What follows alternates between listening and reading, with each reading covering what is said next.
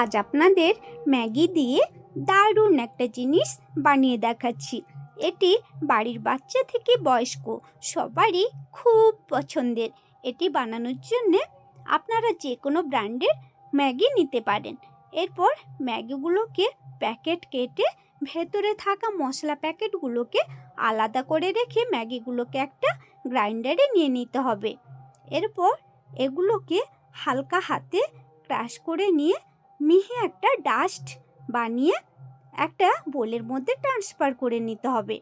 এরপর তাতে দিয়ে দিতে হবে একটা মিডিয়াম সাইজের বয়েলড আলুকে গ্রেট করে দিয়ে সঙ্গে দিয়ে দিতে হবে সামান্য লবণ, ব্ল্যাক পেপার আর ম্যাগিতে থাকা মশলাগুলো।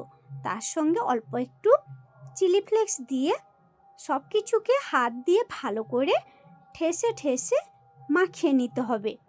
এরপর শক্ত মাপের একটা ডো রেডি করে নিয়ে এবারে বেলুনেতে হালকা তেল লাগিয়ে ডোটাকে বেলে নিতে হবে। এবারে বেলার সময় ডোটা চারদিক থেকে ফেটে গেলেও কোনো সমস্যা নেই। চারদিক থেকে ছুরি দিয়ে কেটে বাদ দিয়ে ঠিক এইভাবে ট্রায়াঙ্গেল শেপে কেটে নিতে হবে। এবারে সবগুলো ঠিক একইভাবে কেটে নেওয়া হয়ে গেলে তেলটাকে ভালো করে হিট করে নিতে হবে। এবারে তাতে পিসগুলো দিয়ে কিছুক্ষণ ওয়েট করতে হবে যতক্ষণ না ভেসে উঠছে।